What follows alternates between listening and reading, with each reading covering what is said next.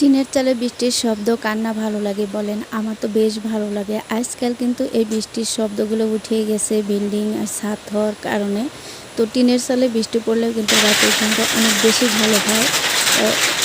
Hello viewers, আসসালামু আলাইকুম। আপনারা সবাই কেমন আছেন? আশা করি সবাই অনেক বেশি ভালো আছেন, সুস্থ আছেন এবং নিরাপদে আছেন।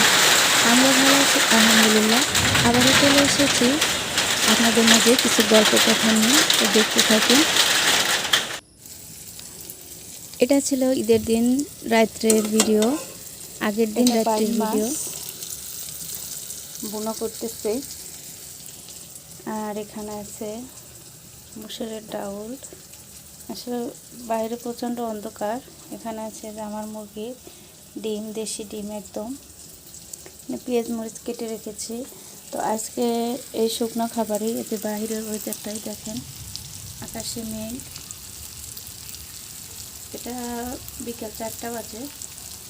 তো ঘরে অন্ধকার, যেহেতু আমার রান্নাঘরে লাইট নেই, তো এভাবে কষ্ট করে কাজগুলো করে নিচ্ছি।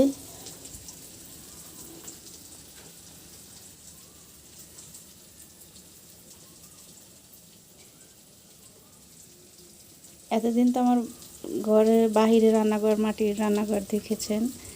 তো এখানেও কিন্তু আমার একটা রান্নাঘর আছে, যেন বৃষ্টি বাদল হলে যাতে আমি রান্নাবান্নাটা করতে পারি। তো আজকে পুরো ভিডিওটা শেয়ার করতে পারবো না, এটুকুই দেখিয়ে দিলাম। আর এটা ছিল সকালবেলা, ঈদের সকালবেলা। তো সবাইকে ঈদ মোবারক। গ্রামের বাড়িতে যেভাবে হালকা পাতলা একদম সিম্পলভাবে রান্নাবান্নাটা হয়, আমিও সেভাবেই করেছি, কারণ আমার হাজব্যান্ড আমরা কেউই মিষ্টিটা পছন্দ করি না। তো যার কারণে হালকা একটু সেমাই রান্না করেছি আর একটু লুডুস রান্না করেছি।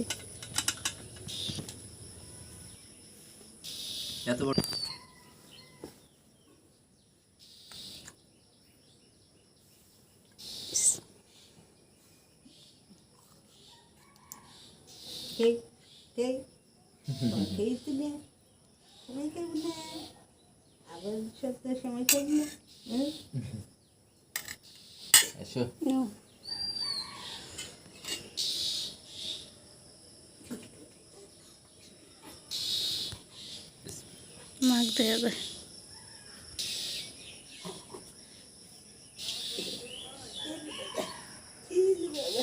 কি মজা হয়েছে?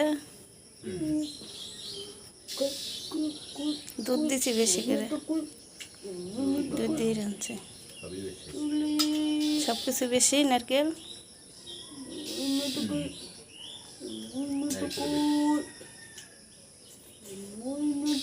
তো সকালবেলা কিন্তু নাস্তা করে আমার হাজব্যান্ড বেরিয়ে পড়েছে নামাজের উদ্দেশ্যে। তো অনেক জায়গায় আমি ভিডিও করতে পারিনি, যেহেতু আমার ছোট বাবু আছে। তো এখানে একরমণীকে ঘুম পাড়ানোর জন্য অনেক চেষ্টা করতেছি, কিন্তু ঘুমাতেই চাচ্ছে না। অনেক কাজ পড়ে আছে, যেহেতু ছোট বাবু, ওকে নিয়ে কাজ করাটা আমার একটু কষ্ট হয়ে যাচ্ছে। তো আমি চাচ্ছিলাম যে ওকে ঘুম পাতিয়ে হয়তো আমি বাদবাকি কাজকামগুলো করে নেব। ওকে গোসল করিয়ে দিয়েছি, গোসল করিয়ে, কিন্তু এই যে দেখেন আমি কাকে ঘুম পাতাই। এই যে ওকে চাচ্ছিলাম যে ঘুম পাতিয়ে দিয়ে, আমার সারা শরীর ভিজে গেছে, আমিও গোসলটা করে নিব। তো ওই ঘুমই আসতে চাচ্ছে না। তো সবাই আমার সোনামণির জন্য দোয়া করবেন।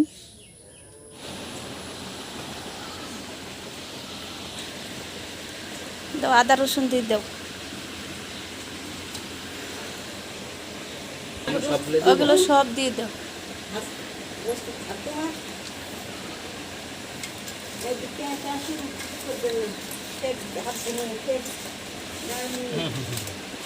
আপাতত হয়ে রয়েছে মা, সবগুলো দেওয়া শেষ হয়ে তেল দিয়ে দাও, তেল দিয়ে মেখে দাও।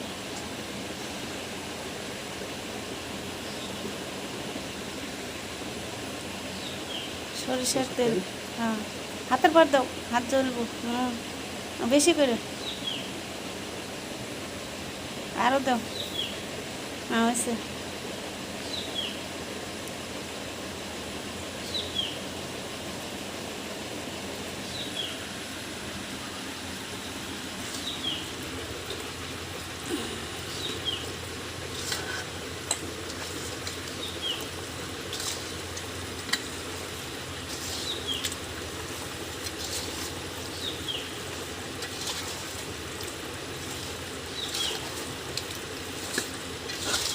সুন্দর গ্রান বেড়েছে না, সরষের তেলের মাংস মাখা।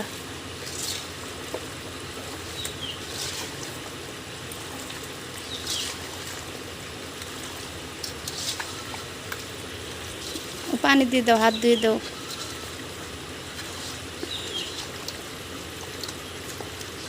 পানিটুকু দিয়ে হাত দিয়ে দাও।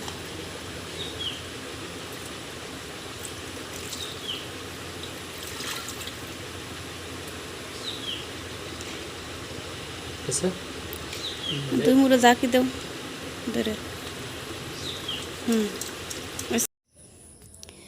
তো এই তো বিকেলবেলা এটা মাংস আনার পরে এই যে মাংসটা রান্নাটা বসিয়ে দিয়েছি। যেহেতু বাঘ বাটোরা করে রান্নাটা আমি ঘরেই বসিয়ে দিয়েছিলাম। প্রচণ্ড বৃষ্টি এসেছে আর এইদিকে কিন্তু আমার হাজব্যান্ড মাংস বিলাতে গেছিলো বাড়ি বাড়ি, যে এক বাড়িতে আগটা পড়ে গেছে। আগটা পড়ার কারণে ভিজে বাসায় চলে এসেছে। আমি বললাম তাহলে কিছু ভুঁড়ি আমি ধুয়ে রেখেছি, চুন দিয়ে ভিজিয়ে রেখেছিলাম, সেটা পরিষ্কার করে নিয়েছি। বললাম যে একটু ঘাটে নিয়ে ভালো করে একটু খাচ্ছে ধুয়ে নিয়ে আসো। তো ও সেটাই সেই কাজগুলোই করছিল। আসলে ও যদি আমাকে হেল্প না করতো, প্রত্যেকটা কাজে প্রত্যেকটা মুহূর্তে আমাকে হেল্প করে। শুধু হেল্প করাই না, দেখা যায় যে সব কাজই প্রায় ওই করে। কিছু সাধারণ কাজগুলো আছে যা আমার না করলেই নয়, সেগুলো আমি করার চেষ্টা করি। তো এভাবে আমাকে সব সময় হেল্প করে থাকে, কারণ এই ভুঁড়ি ঘরে ধুতে গেলে অনেক সময় লেগে যেত। এটা ঈদের দিন সকালবেলার ভিডিও। আমি চলে এসেছি, যে ভুঁড়ি দেখলেন সে ভুঁড়ি রান্না সিদ্ধ করে রেখে দিয়েছিলাম। এখন সেটা কাটাকাটির পালা। তো আমি চলে এসেছি রান্নাঘরে কেটে নিব, কারণ এটা যদি ঘরের কাটি তাহলে পিঁপড়ে উঠবে বা মাছি পড়বে। বাবু আছে ঘরে, তো মা এবং বাবুকে ঘরে বসিয়ে রেখে আমি চলে এসেছি রান্নাঘরে। এখন ভুঁড়িগুলো সব কেটে নিব। ভুঁড়ি কাটতে এসে আপনাদের মাঝে ভয়েস দিয়ে ভিডিওটা ছেড়ে দিব। তো চলে গিয়েছি কলা পাতা কাটতে। কলা পাতা কেটে এখানে একটু চারপাশ দিয়ে বিষ ছিটিয়ে নিয়েছি যাতে পিঁপড়ে না আসে। এখন আস্তে আস্তে এগুলো কেটে নিব। তো সবাই ভালো থাকবেন, সুস্থ থাকবেন। আবারও দেখা হবে অন্য একটি নতুন ব্লগ ভিডিও নিয়ে। সবাইকে বাসি ঈদ মোবারক জানিয়ে আজকের মতো এখানে বিদায় নিচ্ছি। আল্লাহ হাফেজ।